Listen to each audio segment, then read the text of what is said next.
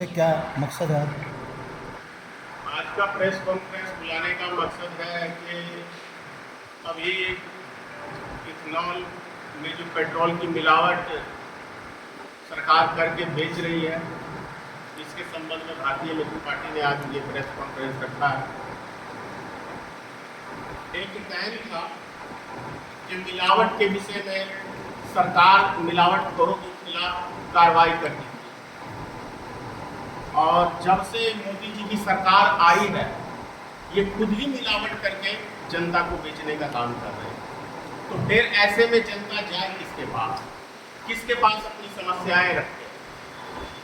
आप किसी भी पेट्रोल पंप पे चले जाइए, तो या तो उस पेट्रोल पंप पे आपको इतना घटिया तेल मिलेगा जिसकी कोई सीमा नहीं है, या उसके अंदर पानी की मिलावट होगी, और इथेनॉल की तो मिलावट डंके की चोट पे सरकार करके आपको दे ही रही है। दूसरी चीज है, यदि पानी मिलावट किया हुआ है तो जनता किसके पास शिकायत करेगा? क्योंकि 90% पेट्रोल पंप या तो नेताओं के हैं या कोई बड़े पदाधिकारी का है। तो ऐसे में जो गरीब, मजदूर, मिडिल क्लास, आम जनता जिसे हम कहते हैं, आम जनता की समस्या सुनेगा कौन? यदि सरकार ही चोरी का काम करने लगे और डकैती डालने का काम करने लगे, तो ऐसे में जनता किसके पास जाएगी? ये बहुत बड़ी गंभीर समस्या है। नितिन गडकरी साहब का मैंने अभी एक बयान देखा था कि एक बिहार के यूट्यूबर ने इथेनॉल के विषय में आवाज उठाई, उसकी गाड़ी में पानी निकला। तो ये पानी मिलावट का काम भी सरकार ही कर रही है, दूसरा कोई नहीं कर रहा। उसके 1000 प्रमाण मिल जाएंगे, लाखों प्रमाण मिल जाएंगे। मेरी गाड़ी, कौन सी गाड़ी है वो? बुलेट में बुलेट का तो 3 बार ही निकला, ग्लैमर में, और क्या कहते हैं, स्कॉर्पियो में, और वो अरे माल गाड़ी जो पिकअप वाहन में अभी मेरे कंपनी पे खड़ी है। ये मेरे साथ बीती हुई बात है। तो आम लोगों की तो बात छोड़ दीजिए, वो गाड़ी इसलिए बंद पड़ी है कि उसके अंदर पानी हो या इथेनॉल हो, जो भी हो। दूसरी बात है कि जो सरकार के दबाव में, केंद्र सरकार के दबाव में, जो अभी तुरंत से मारुति कंपनी उछल के आई है कि हमने तो बहुत पहले इसका प्रयोग कर लिया था, ये बयान है। सब चीज ठीक है नई गाड़ियों के लिए, तो पुरानी गाड़ी जो खून पसीने की लोगों की कमाई है, एक एक पैसा जोड़ के लोग अपने सपनों को पूरा करता है एक गाड़ी खरीदने में। चाहे वो मोटरसाइकिल हो जिसकी जो क्षमता है, चाहे वो 4 चक्का वाहन हो, और यदि वो गाड़ी 2-3 साल में कबाड़ा की तरफ फेंक दे तो फिर देश की जनता का क्या हाल हो रहा है, इसका जवाब नितिन गडकरी और मोदी सरकार क्या देंगे? नहीं देंगे, इसलिए कि ये चोरों की सरकार है और ये चोरी करने में ज्यादा विश्वास रखते हैं। माननीय अटल बिहारी वाजपेयी जी का मैं एक अभी पुराना वीडियो काफी वायरल है, राम मंदिर के चोरी के संबंध में, कि यदि कुत्ता संबोधित कर दिया उन्होंने कि कुत्ता यदि दरवाजे पे मालिक का जो पहरेदार है और वो कुत्ता खामोश है, तो उस कुत्ते को पता है कि चोरी किसने किया है। तो इसी तरीके से जो अभी हमारा चौकीदार है, राम मंदिर के मुद्दे पे जो चोरी हुई है, बद्रीनाथ के मंदिर में जो चोरी हुई है, तमाम मंदिरों में जो चोरी हुई है, और जो इथेनॉल में जो चोरी हो रही है, पेट्रोल में जो चोरी हो रही है, और जो भ्रष्टाचार का बोलबाला इस देश के अंदर है, और माननीय प्रधानमंत्री जो हैवी क्विक जो होता है, जैसे जोड़ने लग जाता है, सारे भाजपाइयों को जोड़ लग जाता है। और बात रही नितिन गडकरी साहब की, तो धृतराष्ट्र ने भी अपने बेटे के लिए महाभारत करवा दिया था। तो क्या नितिन गडकरी साहब से मैं पूछना चाहता हूं कि एक अपने बेटे की कंपनी को फल फुलाने के लिए क्या पूरे 140 करोड़ जनता को आप नर्क में, दलदल में धकेलने का काम करेंगे, सिर्फ एक अपनी कंपनी को चलाने के लिए? इस देश की जनता ने मैंडेट दिया है। नितिन गडकरी साहब, भारतीय मित्र पार्टी आपको खुला चैलेंज कर रही है। बोलिए, भारत के किस कोने में आए आमने सामने जरा बैठ के डिबेट कर ले। कितनी आपकी बातों में दम है। ये धनेश्वर महतो आपको ललकार रहा है। आज पूरे 140 करोड़ की जनता की आवाज बन के भारतीय मित्र पार्टी आपको ललकार रहा है। किस मंच पे, भारत के किस कोने में मेरे साथ डिबेट करने के लिए आप तैयार हैं और कौन कौन सी कंपनियों को बुलाने के लिए तैयार है? मैं आपको जवाब दूंगा इस चीजों का। बोलिए नितिन गडकरी साहब, कहां आना है? पैसा आपके पास है, पावर आपके पास है, देश का ईडी, सीबीआई, सारी संस्था आपके पास है, फिर भी मैं चैलेंज कर रहा हूं आपको। याद आ गया कि ईडी और सीबीआई के ऊपर अभी आज ही मैंने एक शेखर सुमन का देखा है कि सरकार के खिलाफ एक कॉमेडियन शेखर सुमन साहब हैं। आजकल सोनी टीवी पे उनका प्रोग्राम आ रहा है। आज उस कंपनी वाले के यहाँ छापा पड़ गया। ऐसी कायर सरकार है आपकी कि कॉमेडी से भी डर लगता है। ऐसी कायर सरकार है कि कोई बच्चा आपके ऊपर वीडियो बनाता है तो उसका वीडियो डिलीट करवा देते हैं। ऐसे नपुंसकों की सरकार चल रही है इस देश के अंदर। आश्चर्य की बात है, शर्म की बात है। तो ऐसे चोरी के काम ही क्यों करते हो जो मुंह छुपा के आपको भागना पड़ता है? पेट है आपका कि पूरा राक्षसों का एक ग्रुप बैठ गया भारत की संसद के अंदर। ये कहूं, दानवों का पेट नहीं भरता है तो क्या अपने आप को भारतीय जनता पार्टी के सदस्य अपने आप को क्या दानव समझते हैं? क्योंकि पेट तो दानवों का ही नहीं भरता। इंसानों का तो 4 रोटी में सुकून से फैसला आपको करना है भारतीय जनता पार्टी के नेताओं को, भारतीय जनता पार्टी की सरकार को। और जो या आप आरएसएस के जितने भी देश के अंदर भारतीय जनता पार्टी में आरएसएस का ही सारा सिस्टम चल रहा है। तो आरएसएस क्या अपने आप को सिद्ध करना चाहती है? और मैंने पहले भी आपको पहले प्रेस कॉन्फ्रेंस में कहा कि आरएसएस को क्या अधिकार है इस देश की किसी भी संपत्ति का इस्तेमाल करने का? क्या आरएसएस एक रजिस्ट्रेशन संगठन है? क्या किस चीज से मान्यता प्राप्त है आरएसएस को? और क्या वजह है कि हमारे देश का पैसा आरएसएस के ऊपर खर्च हो रहा है, उनके कार्यालय में खर्च हो रहा है, उसकी सुरक्षा में खर्च हो रहा है? ये एक भारतीय मित्र पार्टी की और 140 करोड़ जनता का सवाल है। किसी पत्रकार भाइयों को कोई सवाल हो तो बेहिचक हमसे पूछिए। क्या आप मानते हैं कि नोटबंदी के बाद एक बड़ा ये इथेनॉल का जो मिक्सिंग हो रहा है पेट्रोल आर्थिक कमर तोड़ेगी भारत की आम लोगों के साथ? बहुत अच्छा आपने सवाल किया है। पहली सरकार 75 साल में मोदी की ऐसी बनी कि बसे बसाए घर को उजाड़ने का काम यदि किसी को आता है बात होगी। घर अपना तो बसाया नहीं मोदी ने, तो देश का भी घर कैसे उजाड़ा जाता है कोई मोदी से सीखे। जब पूरे देश का सिस्टम बहुत बढ़िया चल रहा था तब इन्होंने जाली नोट को बदलने का काम नोटबंदी के माध्यम से किया है।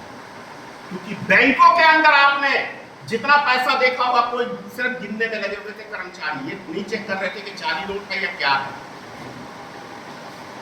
तो सबसे बड़ा घोटाला उस टाइम के अंदर आपको याद होगा तो रिजर्व बैंक का एक बयान था कि 1400 लाख करोड़ रुपए कुछ जमा हो गया है पहले, मतलब मार्केट में है। और उसके बाद जब बयान आता है तो 15 लाख करोड़ रुपया हमारे पास, तो 100 लाख करोड़ रुपया मतलब कहां से आपके पास एक्स्ट्रा आ गया भाई? इसका मतलब बहुत बड़ा घोटाला हुआ था ना। वो नोटबंदी एक बहुत बड़ा घोटाला है। और अच्छे भले काम को आप सोचिए ना, आपका काम धंधा बहुत अच्छा चल रहा है और 2 महीने के लिए शटर में ताला लग जाए तो कहां जाएगा ग्राहक और कहां क्या हाल होगा? तो मोदी ने पूरे 2 महीने के लिए पूरे देश को लॉक कर दिया था नोटबंदी करके और सारी अर्थव्यवस्था को चरमरा दिया। ये मोदी का रिकॉर्ड है। और दूसरी बात, कोरोना वायरस में जो ढेर से बंदी किया, देखा आपने सर्दी जुकाम से भी कोई आदमी मरता है, लेकिन मोदी ने मरने पे विश्वास कर दिया। किसी को टीबी है तो उसको कोरोना हो गया, किसी को कैंसर है तो उसको कोरोना हो गया, किसी को सर्दी जुकाम हो गया तो कोरोना था ही। मतलब मोदी के हिसाब से कितना बड़ा मास्टर प्लान था करोड़ों आदमी को मारने का। अगर बुखार लगता है हमें या सर्दी जुकाम लगता है, यदि हम उसकी भी दवाई नहीं खाएंगे तो ऑटोमेटिक आदमी बढ़ेगा, मतलब बीमारी बढ़ेगी और आदमी मरेगा। यानी अस्थमा है तो भी कोरोना, यानी कि उस टाइम में हजारों जो बीमारियां वो सब कोरोना में तब्दील हो गई। किसी को कोई हॉस्पिटल में दवाई नहीं मिल रही थी, प्राइवेट कोई दवाई नहीं कर रहा था, ऑटोमेटिक आदमी मर रहे थे। तो मोदी को 2002 का यदि दंगा देखा जाए गुजरात का, तो मोदी को लास्ट में राजनीति करने में बड़ा आनंद आता है, ये हकीकत है। तो मोदी सरकार अभी देख लीजिए अभी क्या हाल है। अब 140 करोड़ की जनता के भविष्य के साथ खिलवाड़ किया जा रहा है इथेनॉल के जरिए, और बेशरम की तरह सरकार सफाई दे रही है। पेट्रोल और डीजल की हम बात कर रहे थे, तो पेट्रोल आज 168 रुपए दिल्ली के अंदर स्पेशल पेट्रोल है। क्यों भाई इतना महंगा कब से हो गया? मिलावट का 100+ है। वही नितिन गडकरी साहब बेशरम की तरह एक बयान देते हैं कि एक चैनल के ऊपर तो बोल रहे हैं कि भाई हम जब इथेनॉल मिला के बेचेंगे तो 15 रुपए लीटर बेचेंगे, और उसके बाद कह रहे कि नहीं। मतलब थूक के चाटना यदि कोई सीखे तो भाजपाइयों से सीखे कि ये कब थूकेंगे और अपने थूके हुए को कब ये खुद ही चाट लेंगे, इसकी कोई गारंटी नहीं। सर एक सवाल था जी, जो यूट्यूबर्स ने सवाल को उठाया था, उन लोगों को मुकदमा करने की एफआईआर करने की धमकी दी जा रही है। ऐसा होता है कि आप जैसे नेता जो आज प्रेस कॉन्फ्रेंस करके चुनाव के बारे में बता रहे हैं, गडकरी के बुराई कर रहे हैं, क्या आने वाले वक्त आप साथ हैं? मैं हर उस आदमी का साथ हूं जो सरकार की गलत नीतियों के ऊपर आवाज उठाएगा, और उनके ऊपर यदि केस मुकदमा होगा, हमारी जरूरत पड़ेगी, जहां भी जरूरत पड़ेगी, जो हमसे मदद पड़ेगा, हम उसके साथ खड़े रहेंगे। क्या आपकी निगाह में ऐसी गाड़ियां हैं जो लद्दाख की वजह से हालत कम हो गई है, खराब हो गई? मेरी सारी गाड़ियां हैं। तो आप गडकरी को फूल बनाइए। इसीलिए तो मैंने चैलेंज किया है कि किस मंच पे कहां आना है, मैं आने के लिए तैयार हूं। उस कंपनी वाले को भी बुला लो, चाहे टोयोटा कंपनी हो या मारुति हो, जो भी हो, एबीसीडी होंडा हो, जो कंपनी हो, उसको बुलाइए और हम लोग आने के लिए तैयार हैं। कि यदि 3 साल के जो नई गाड़ी है उसके अंदर इथेनॉल काम कर रहा है, 3 साल पुरानी गाड़ी में इथेनॉल काम नहीं कर रहा है, तो क्यों? इसका मतलब है कि ये जो नई गाड़ी है ये 2 साल चलेगी, 3 साल चलेगी या 4 साल चलेगी। वैसे भी सरकार कह रही है कि 10 साल से ज्यादा आप गाड़ी नहीं चला सकते। क्यों नहीं चला सकते भाई? सरकार के बाप का पैसा है क्या? पैसा हमारा तय करेगी सरकार। सरकार को सिर्फ फिटनेस से मतलब होना चाहिए। चाहे हमारी गाड़ी 100 साल चल रही है तो हमें 100 साल चलाने की इजाजत मिलनी चाहिए, क्योंकि हमारी खून पसीने की गाड़ी कमाई है। एक चीज आप लोग को मानना पड़ेगा कि जनता ने जो कमल का फूल खिलाया था वो जनता की बहुत बड़ी भूल हो गई है। तो इस भूल को सुधारे जनता और कमल के फूल से नाता तोड़े, तब तो आपके घर, आपके बाल बच्चे सुरक्षित रहेंगे।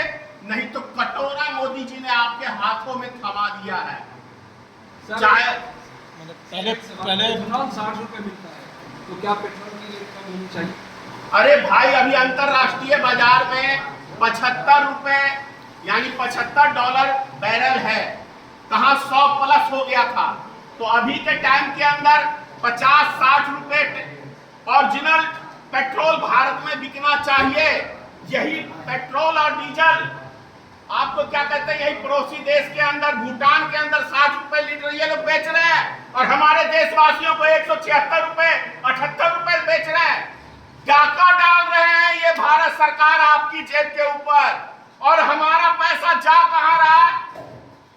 ये सरकार के पास कोई जवाब ही नहीं है, मुंह छुपा के भाग जाएंगे, क्योंकि पैसा आरएसएस कार्यालय में और देश के में उन्माद फैलाने में, देश के अंदर विधायक खरीदने में, सांसद खरीदने में, सरकार गिराने में वो पैसा यूज हो रहा है।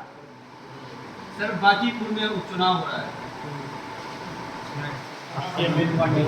आपने जिक्र किया, आपने भी कहा कि नितिन गडकरी अपने बेटे के लिए 140 करोड़ जनता की गाड़ियों के साथ बाट लगा रहा है। साथ ही साथ एक तरफ अमित शाह का बेटा जो कि आईसीसी का चेयरमैन बन गया है, सब अपने अपने बेटा को सेट करने में लगे हैं। नौजवानों से क्या कहेंगे जो बीजेपी आरएसएस और बीजेपी का झंडा लेके? नौजवानों से तो देख रहे हैं कि नौजवानों को आज ही पीटा है, क्या कहते हैं वो अजीत, क्या नाम है वो जो कांग्रेस पार्टी का अजीत के जो थप्पड़ मारा है पुलिस ने। शर्म की बात है ना, शर्म की बात है ना। तो जो नौजवान आज भी हमारे देश का यदि नहीं इस पे सुधरेंगे और चंद रुपयों के लिए बिकने के लिए तैयार हैं। सबसे ज्यादा जानते हैं कहां से इस राजनीतिक घटिया सेट होती है? कॉलेज से आपके, क्योंकि वहां पे किस तरीके से नौजवानों को यूज किया जाता है मैं भली भांति जानता हूँ। चंद रुपए देके, उनकी जेब खर्चा देके, जिंदाबाद मुर्दाबाद किसी भी पार्टी के खिलाफ, सब चीजें हम लोग जानते हैं, बेहतर तरीके से जानते हैं। तो नौजवानों को अपने भविष्य की तलाश करनी है या 500 रुपए पे जेब खर्ची पे जिंदाबाद मुर्दाबाद करना, एक नौजवान खुद तय कर ले।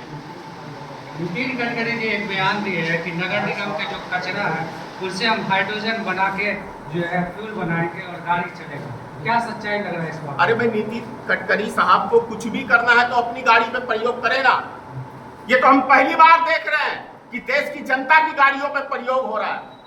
प्रयोगशाला के अंदर आप सब देखते होंगे कि एक्सपेरिमेंट के दौरान ही भैया मैं वही बात कह रहा हूँ, मेंढक के ऊपर पहले प्रयोग किया जाता था, मोदी के आने से इंसानों के ऊपर प्रयोग हो रहा है। यानी कि मोदी जी हम लोग को मेंढक समझ रहे हैं।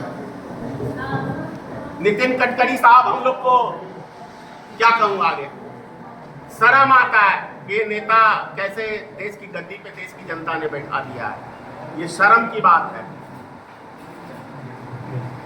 धन्यवाद।